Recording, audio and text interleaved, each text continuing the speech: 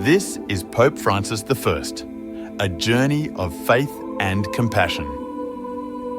Jorge Mario Bergoglio, known to the world as Pope Francis I, was born on December 17, 1936, in the Flores neighborhood of Buenos Aires, Argentina. He was the eldest of 5 children born to Italian immigrants, Regina Maria Sivori and Mario Bergoglio.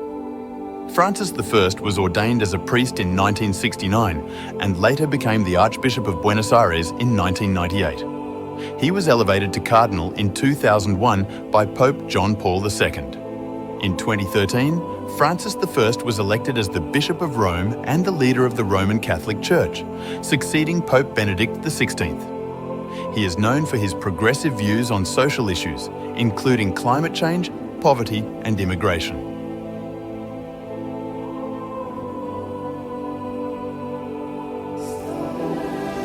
Francis I is the first pope to come from South America, specifically from Argentina, and the first pope to belong to the Jesuit order. Additionally, he is the first pope to come from the Western Hemisphere. Since his election, Francis I has been widely regarded as a reformer, striving to modernize the Church and make it more inclusive. He has spoken out against corruption and abuse within the Church and has emphasized the importance of compassion, mercy, and social justice. His papacy has been marked by a focus on interfaith dialogue and an emphasis on caring for the poor and marginalized.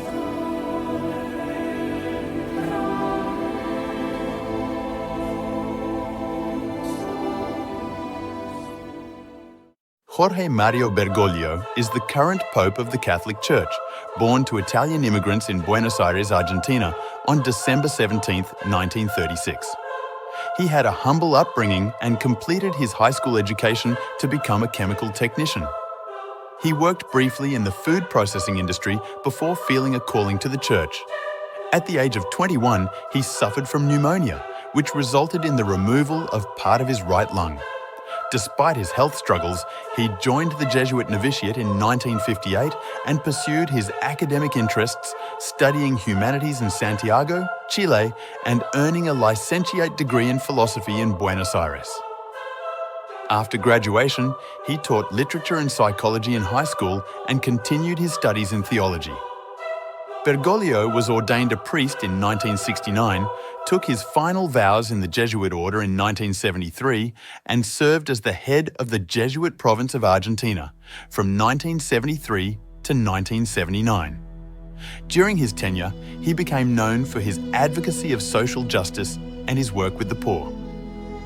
The military takeover of Argentina in 1976, headed by Lieutenant General Jorge Rafael Videla, occurred at the same time that Bergoglio was serving as leader of the Jesuits in the nation.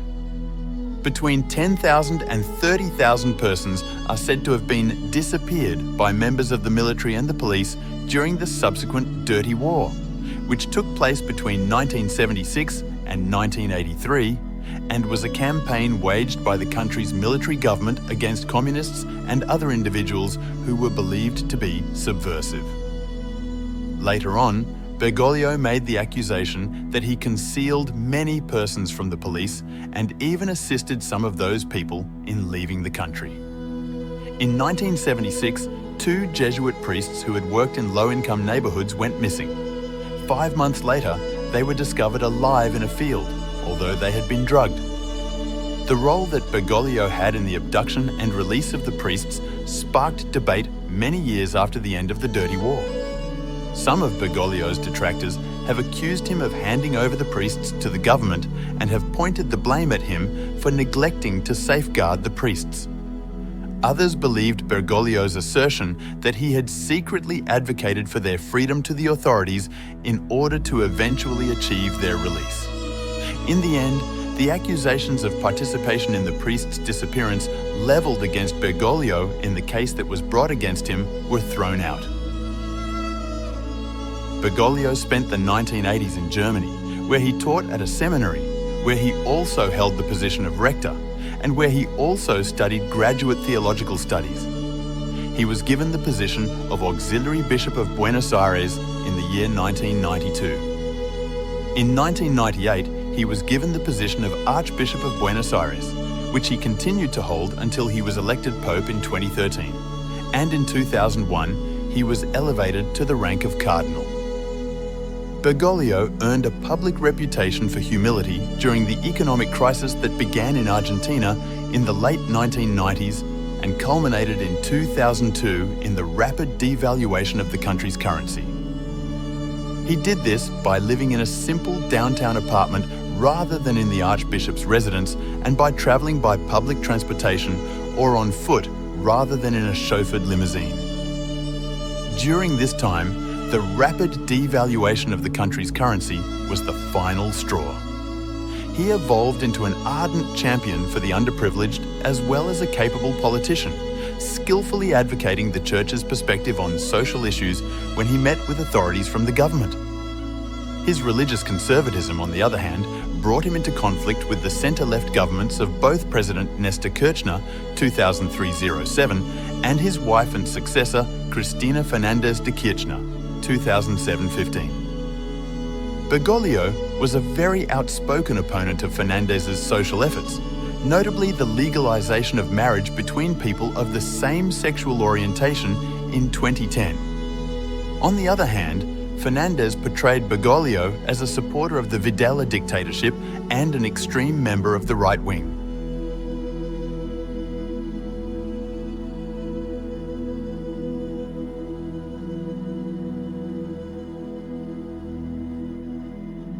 Papacy Pope Benedict XVI announced his resignation in February 2013, citing his advanced age and worries about his health. Early in the month of March, a conclave was called to order, igniting expectations that Benedict's successor may be chosen and installed before the Easter break that was rapidly approaching. Bergoglio was chosen on the 5th ballot and selected the name Francis in memory of St. Francis of Assisi, 1181-82-1226, who led a life of modest service to the poor, and also in commemorating St. Francis Xavier, 1506-52, a founding member of the Jesuits. Bergoglio was elected on the 5th ballot and chose the name Francis in commemoration of St. Francis of Assisi, 1181-82-1226. Despite the fact that he was the first pope to adopt the name Francis and that he was commonly known as Francis I, he chose not to use the Roman number Y to denote that he was the first pope to use his papal name. According to long-standing custom, the number I is not added to the name of a pope until after the election of a second pope with the same name. Within his tenure, John Paul I, 1978, was the first pope to utilize the number within the course of his title. Francis assumed leadership of a church that was located at a crossroads. At the beginning of the 21st century, Roman Catholics accounted for more than 1/6 of the world's population. The majority of Roman Catholics lived in Africa and Latin America. However, scandals, notably those involving sexual abuse of children by clergy members and which first surfaced in the 1980s and 1990s, have brought the Church's standing into disrepute, particularly in the United States and Europe.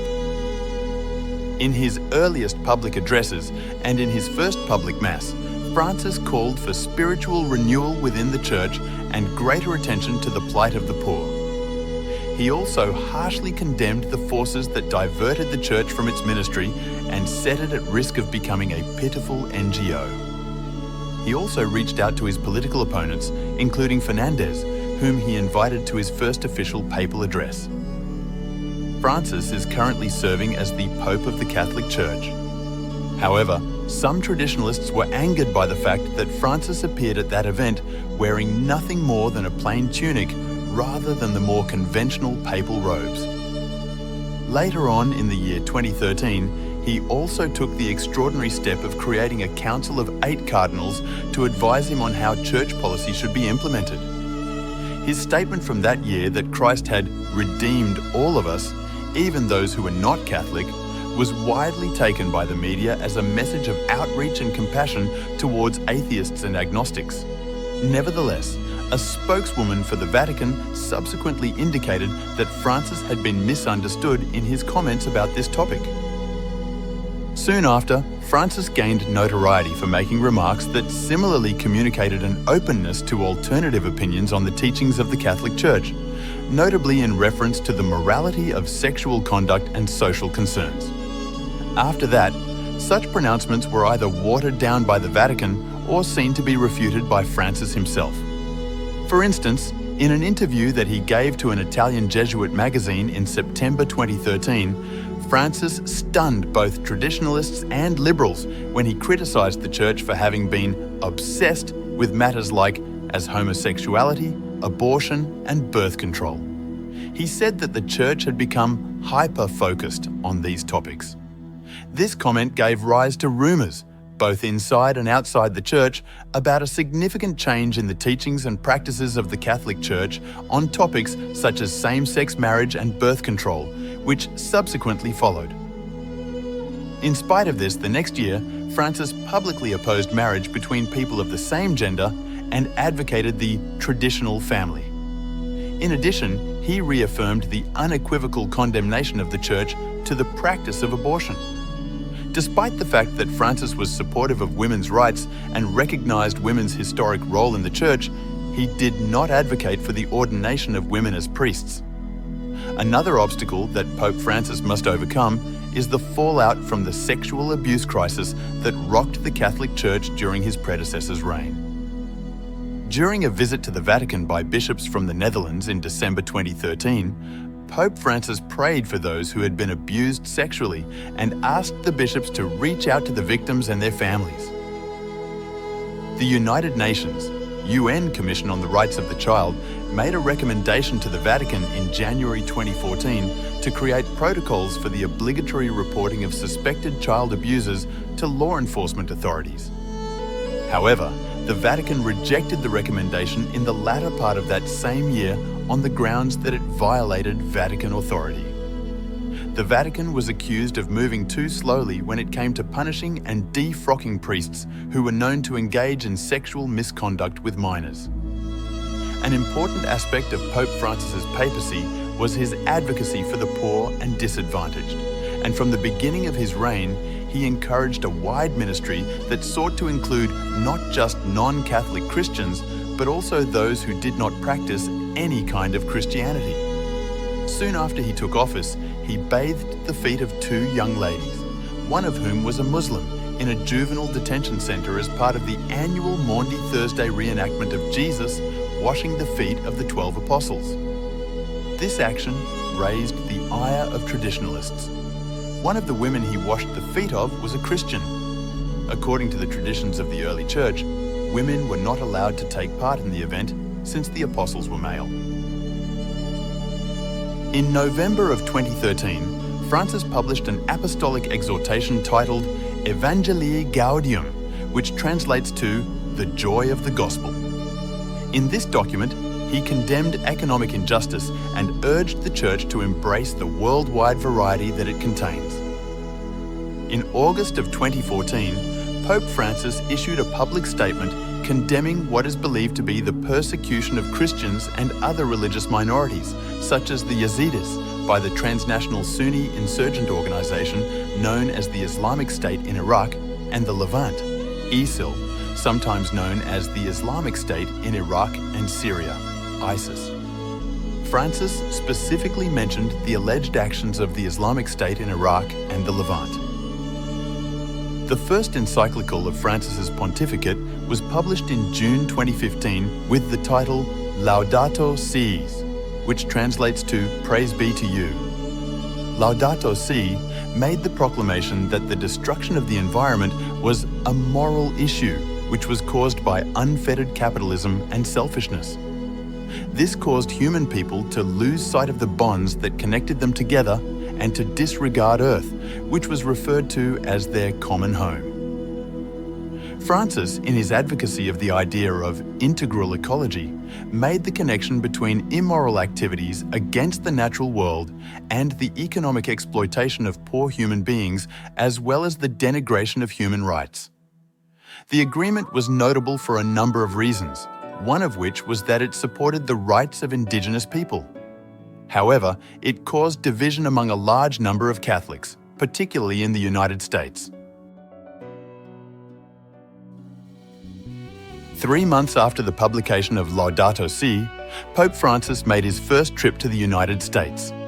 During this trip, he created history by becoming the first pope to address Congress in the United States. When Francis held the first canonization service in the United States in memory of Junipero Serra, a Spanish missionary from the 18th century whose involvement in the colonization of the Americas had been criticized by indigenous rights organizations, he once again courted controversy. This time, he did it in praise of Junipero Serra.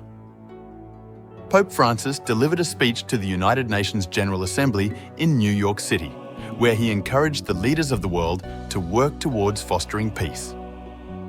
In Philadelphia, at the end of his journey, he gave a speech in front of the World Meeting of Families and also presided over a Mass in Spanish that was held outside. The first ever meeting between the heads of the Roman Catholic Church and the Russian Orthodox Church took place in February 2016, and it was hosted by Pope Francis and Patriarch Kirill Brum of Moscow and all Russia. Amoris Laetitia, which translates to the Joy of Love, was Pope Francis's second encyclical, and it covered a broad range of topics pertaining to the family. It was published in April of 2016.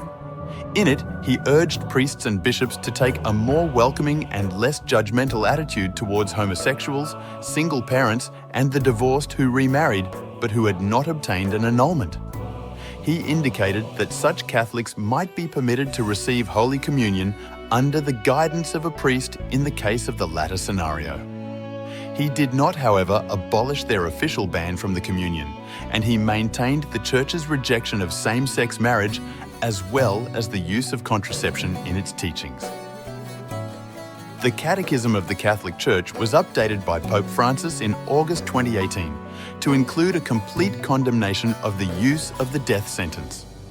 In the past, the use of the death penalty was authorized in situations in which it was considered to be the only way to protect human lives from an unjust offender. The amendment declares that the death penalty is inadmissible because it is an attack on the inviolability and dignity of the person. Francis, who has long been an outspoken opponent of the use of the death sentence, has announced that the Catholic Church would strive towards the global abolition of the death penalty.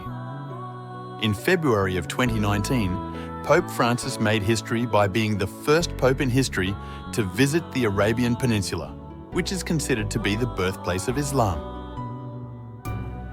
The purpose of the journey was to promote religious harmony and brotherhood. During his trip to Abu Dhabi, which lasted for 3 days, he participated in the Global Conference on Human Fraternity and met with Grand Imam Ahmed Al-Tayeb, who is the leader of Cairo's Al-Azhar Mosque and is considered to be among the most influential religious figures in Sunni Islam. In addition, he held a papal mass, which was attended by an estimated 180,000 people, the most of whom were immigrants who had converted to Christianity. This event was the biggest show of Christian devotion ever held in this nation. And so we've journeyed through the life of a man who's not just a religious leader, but a symbol of hope and change.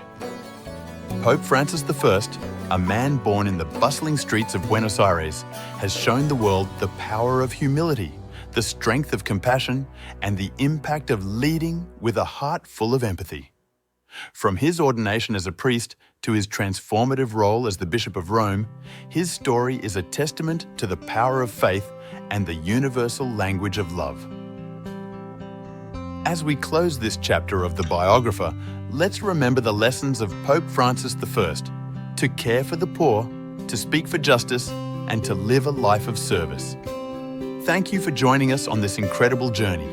Don't forget to like, share, and subscribe for more inspiring stories of remarkable individuals. Until next time, keep exploring, keep learning, and keep being inspired. This is The Biographer signing off.